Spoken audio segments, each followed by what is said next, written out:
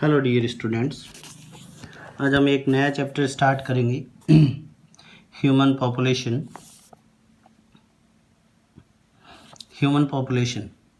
नया chapter start कर रहे हैं ह्यूमन पॉपुलेशन।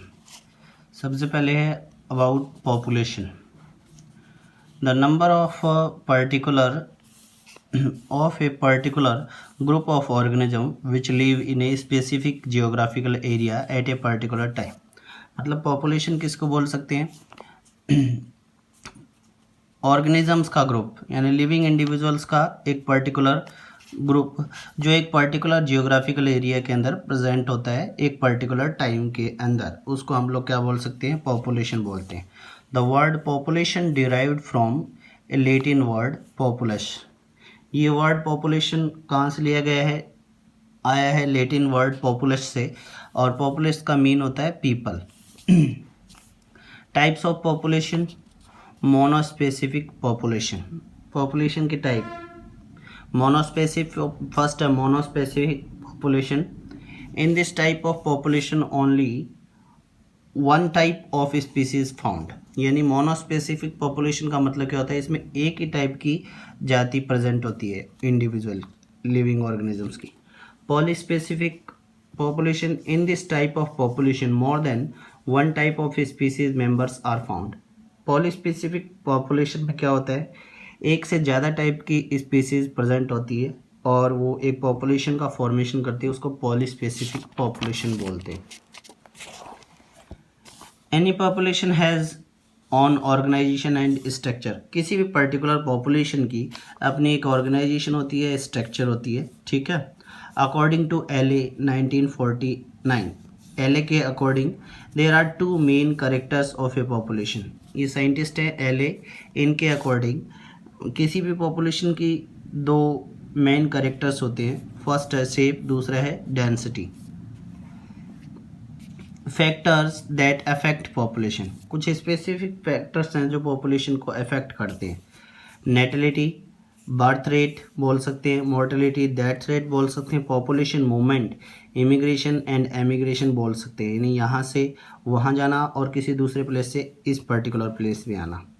एज बोल सकते हैं, reproductive, pre reproductive and post reproductive age. Distribution, age का डिस्ट्रीब्यूशन। लाइफ स्पान, किसी इंडिविजुअल का लाइफ स्पान कितना है, कितने ईयर्स तक उसका सर्वाइवल है, उसके बाद में उसकी डेथ होती है, तो लाइफ स्पान में आता है from birth to natural death तक। Population expansion and biotic factors भी इसमें इन्वॉल्व हैं। फिर है population density. It can be measured as a population per unit area और यूनिट वॉल्यूम ऑफ ऑर्गेनिज्म। इसको हम लोग मेज़र कर सकते हैं किसी पर्टिकुलर एरिया के अंदर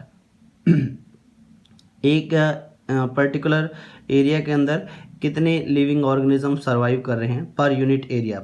एक पर्टिकुलर एरिया के अंदर कितने लिविंग इंडिविजुअल सर्वाइव कर रहे हैं, वो पॉपुलेशन डेंसिटी कहलाती है।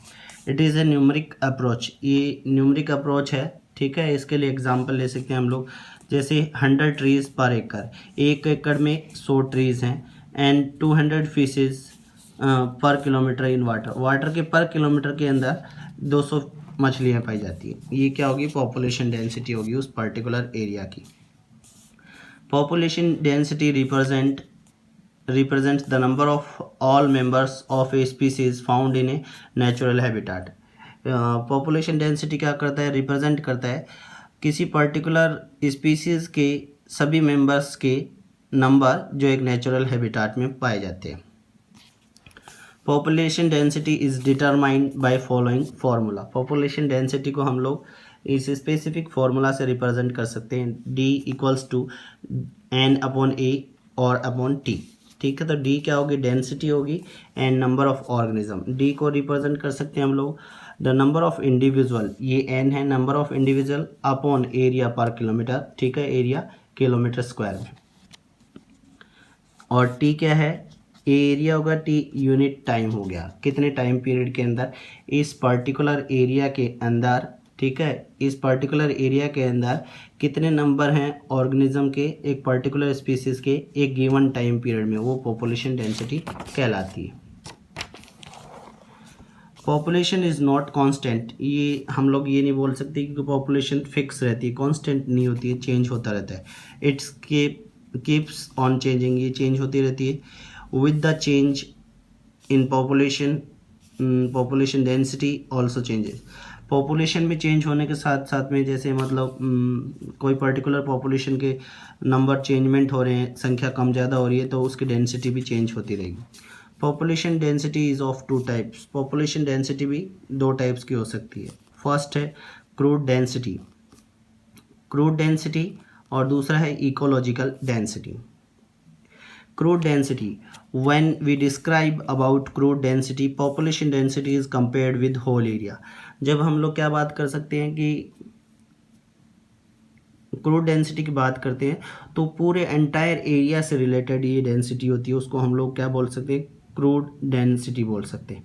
We describe about crude density, population density is compared with whole area, पूरे के पूरे एरिया से रिलेटेड ये डेंसिटी होती है। For example, if 100 giraffe are living in a 1 square mile, then the crude density of giraffe is 1000 square mile। क्या बोल रहे हैं, इट मीन्स हम लोग बोल सकते हैं it means if 100 giraffes are living in पर 1 square mile, एक स्क्वायर माइल में अगर 100 जिराफ हो रहे हैं, मिलते हैं, पाए जाते हैं, तो क्रूड डेंसिटी होल एरिया से रिलेट होगी, तो 1000 स्क्वायर माइल्स बोल सकते हैं। पर 1000 एक स्क्वायर माइल में 1000 जिराफ प्रेजेंट होंगे, ये होल एरिया से रिलेटेड है, ठीक है। तो क्या बात कर रहे हैं, पर स्क्वायर माइल के अंदर अगर 100 जिराफ हैं तो हम लोग बात कर सकते हैं 1000 जिराफ प्रेजेंट होंगे एक पर स्क्वायर माइल के अंदर, ये क्रूड डेंसिटी हो, क्योंकि होल एरिया से रिलेटेड बात कर रहे हैं। In crude density the number of organism is represent as per square mile. Crude density में हम लोग जो इंडिविजुअल्स के नंबर उनको पर स्क्वायर माइल से रिप्रेजेंट कर सकते हैं, पर एकड़ से, पर स्क्वायर मीटर से रिप्रेजेंट कर सकते हैं। सेकंड है इकोलॉजिकल डेंसिटी, दूसरा है ecological density. Ecological density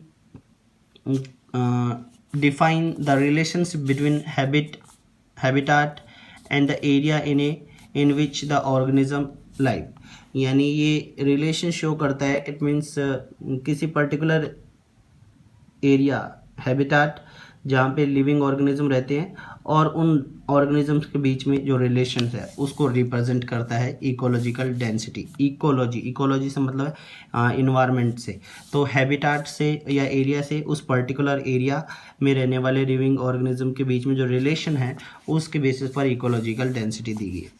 that is each organism occupies a specific or definite place to live। इसका मतलब है कि कोई भी पर्टिकुलर इंडिविजुअल को, किसी स्पेसिफिक इंडिविजुअल को रहने के लिए, सर्वाइव करने के लिए, लीव करने के लिए एक स्पेसिफिक या डिफाइनाइट प्लेस की रिक्वायरमेंट होती है। एग्जाम्पल ले सकते हैं, इफ़ 500 हेयर्स आर लिविंग पर स्क्वायर माइल। अब बात कर रहे हैं क्रूड डेंसिटी होल एरिया से रिलेटेड थी, ये होल एरिया से रिलेटेड नहीं होती है, ठीक है। If 500 hares are living in per square mile, अगर 500 हेयर्स एक